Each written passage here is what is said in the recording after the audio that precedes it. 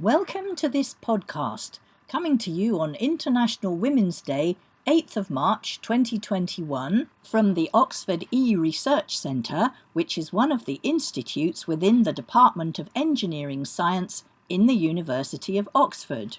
We are data engineers here, and we're very proud that in the WiE Research Centre, 1/3 of our senior academics are women. Engineering is generally seen as a man's world, and we know that in the UK, women make up less than 20% of engineering students, and that even fewer go on to take up a career in engineering. And this brings us to the topic of today's podcast, the Women in Engineering Network, and that supports women engineers within the Department of Engineering Science. In the WiE Research Centre here, we are very proud of our strong connection with women in engineering. Two of our senior academics, Professor Janet Peer-Humbert and Professor Susanna Sansone, are the senior faculty advisors to the network. And we're also particularly delighted that one of our DPhil students, Maitha Shimmari, has just been elected as the new president. Maitha and Susanna are with me today to talk about what it's like being a woman in the field of engineering and how the Women in Engineering Network offers encouragement, support and inspiration. So coming first to Maitha, we know that of all the sciences, engineering has the lowest percentage of women. Why do you think that is? Well, that's a good question, Judy, and I believe there are multiple reasons to that.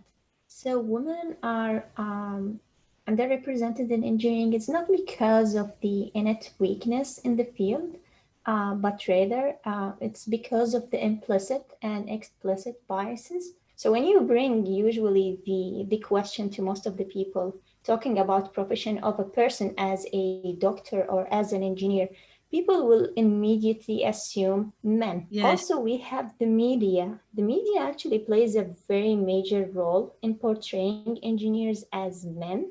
And most movies actually, they showcase that men have far more superior analytical and spatial skills than their women counterparts. So this psychological impact exaggerates the underlying problem, and it installs in the brains of young girls that they are incapable of performing well in mathematics and in technical subjects at school because of their gender. You get a classic image, don't you, when you think of engineering, kind of men with oily hands who lift heavy machinery, and that's it's not suitable for girls. But in fact, that's a mechanical engineer, and there are so many different other kinds of engineer. I mean, we know that we are data engineers in OERC. So I don't know if you'd agree, but I would say generally an engineer has to be a creative person. They're problem solvers, they build solutions, they look to the future, they want to make the world a better place. I mean, all this is stuff that women can do brilliantly. Yeah, totally. I do agree with that. Unfortunately, even for girls who might be inclined to study engineering, it's clear that they are less aware of the pathways to do so in their compared to their male peers. So it's widely acknowledged that active encouragement in school and at home plays a very vital point and role in sustaining girls' interest in engineering education and careers.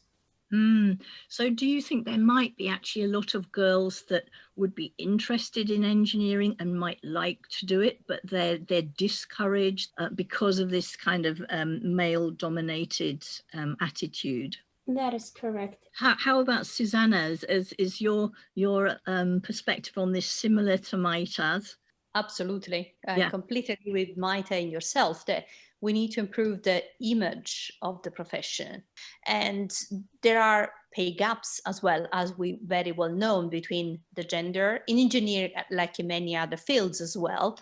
So we really have a lot of work ahead of us to make sure that we can completely cancel this gender disparity, and we can encourage more girls, more women to actually study engineer and become engineers. So having women in the field of engineering must bring tremendous benefits, because women think and behave differently to men in many ways. What value do women bring to the engineering field? It will maximize innovation, creativity, and competitiveness. Engineers, they usually design many things that we use daily. So, for example, buildings, bridges, computers, cars, and so many machines.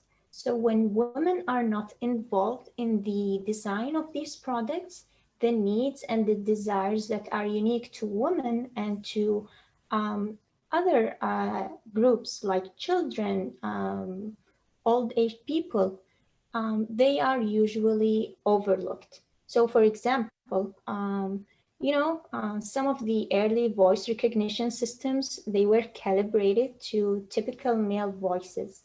So Yeah. as a result, women voices were literally unheard. Predominantly male group of engineers tailored the first generation of automotive airbags to adult male bodies, which resulted in unavoidable deaths for women and children. You mentioned recently to me that you also thought that women were better at working in a team, working together. That's correct. Because women, they focus more on their emotions and the emotions of the people around them. This is a natural thing for them. Mm. So whenever there's a group of people, they do have a woman in there. The decision making process, it's a little bit different. It's more engaging and it's considerate towards the other team members and towards the final objective. Mm-hmm. Even when it comes to creative thinking and proposing certain solutions, women, they do have a different perspective to it, whereas men, I would say they're more self-focused compared to their counterparts. Oh, completely agree. I completely agree. Diversity in terms of background, it's very important too. And you need this diversity to make sure that a team is successful. Mm-hmm. So women engineering, as we know, they're working really everywhere, working on Mars Perseverance rover, they're building autonomous vehicles, they are developing a new drug delivery technique that will transform also how we treat major disease. So there is so much that women are contributing to with their men colleagues. It's great to have these examples of where women are successfully and effectively working in engineering, because they've had the courage to stay with it. And I know, Maitha, you're going to be talking about courage and challenges. You are doing your DPhil with us. You're working with machine learning to build energy prediction models for smart grids. And you arrived in Oxford last November to start with us in OERC. And jumped in with both feet. And in January, you had found the Women in Engineering group. You had become elected as the president.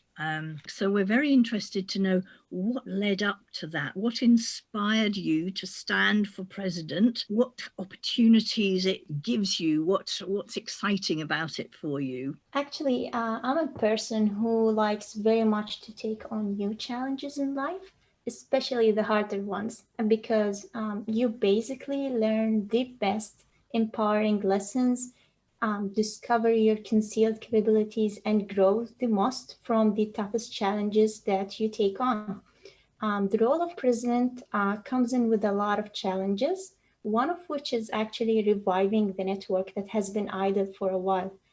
It requires a lot of commitment, a strong desire to create a change, and being a motivational leader to a group of enthusiastic committee members. So when I first saw the opening to this role and read about Women in Engineering Network, I felt ecstatic and passionately driven to apply because I've been an advocate for women in engineering for a long period of time. Mm-hmm. I mean, ever since I got into studying engineering. And I strongly believe in the message that Women in Engineering Network delivers. And I know that we can create a big change in the unforgiving and a very judgmental society that we live in, unfortunately. We have a sea of hidden gems in the Department of Engineering Science at the University of Oxford. And I actually want to discover these talented women, shine the brightest spotlight on them, recognize their tremendous achievements, and create a solidarity network that allows them to connect and bond with one another. And that's something that is your experience as well, isn't it? I mean, you have had a career in engineering before you came to do your DPhil, and you've faced all kinds of challenges. Can you tell us a little bit about your background and what you were doing? I've graduated with double bachelor degrees. One was in computer engineering and the other one was in electrical engineering from the United States. And then I completed to do my master's. So I've also done double master degrees, one in electrical engineering and the other one was in mechanical engineering. And from there, actually, I've been working in two different positions. One was in the nuclear industry, working on the largest project in the world, construction of the 4 nuclear power plants in the UAE, which at that time was considered a huge change for the country in terms of energy and the introduction of nuclear energy into it. So I've worked there for a couple of years as a nuclear system design engineer. And let me tell you, I was the only female engineer in the engineering department. Wow. And it was tough. Besides being in a remote area, working in the actual construction site, that's about like 5 hours drive away from my home. My goodness. So yeah, it was a tough and challenging period for me. You know, like you always get this microaggression and people talking down to you, doubting your abilities, and you actually go through a psychological thinking and you also start doubting yourself for a moment there. It was a challenging experience, but I would say it was worth taking it. I've managed to work in the UAE's first Ministry for Artificial Intelligence. So I was advising the minister, I was working as a project manager, and I was responsible for some of the diplomatic relations work with other countries. So I've been traveling around, getting a lot of good friends and good cultural experience. I've been also responsible to work a bit on drafting the strategy for the UAE for the artificial intelligence. So it was a national strategy 2031. You have certainly traveled the world, haven't you? And am I right in thinking that you've also worked in the Far East, in Korea, China, Japan? Yes, that's correct. It's not just like China, Japan, and South Korea, but also like you can add into the list the UK, France, Germany, Canada, couple of countries in Africa as well. Quite often, I believe you told me that you were on your own. You were like the one and only woman engineer in the world of men, and so you must have come up against these prejudices and these attitudes when you were doing this work on your own, presumably in some of these countries. Yeah, that's correct. You know, actually, it can contribute to feeling of alienation, the pressure to work twice as hard to receive some recognition, and the work environment in which one is under constant scrutiny and presumed incompetence. But at the same time, for me, actually, because I like challenges, I take them to the heart. I put all of my effort into it. I like to prove to people that they were wrong when they underestimated my abilities. And it's sometimes, you know, you feel a little bit happy about it. Like you've managed to prove someone that, yeah, a woman can do it, just like men can do it. Anyone can do it. Like if you just believe in yourself. Obviously, because you were supported and encouraged by your family, you had a positive attitude to your ability to survive in the world of engineering, and you believed that you could do it. And so therefore you were kind of more excited to take on a challenge. Yeah, that's absolutely correct. My family, because I come from a family of engineers, so my parents are engineers, all of my siblings are engineers, and we are in different fields of engineering. So we always do have these like meetings with each other discussing. If you are having an issue, you always have someone to rely on. I usually discuss it with them. Like I tell them like, oh, I'm facing this and that. So they would provide some advice to me. They would recommend something for me to work it out. So it's much easier for me. But I know that it might be a little bit harder for people who don't have the family support when it comes to these challenges. And that's why it's very important to grow your network and have people around you. It shouldn't be just your family. It could be friends or people working in the profession that you are in. They could always support you. They must have been someone that has gone through this horrible experience that might be similar to yours.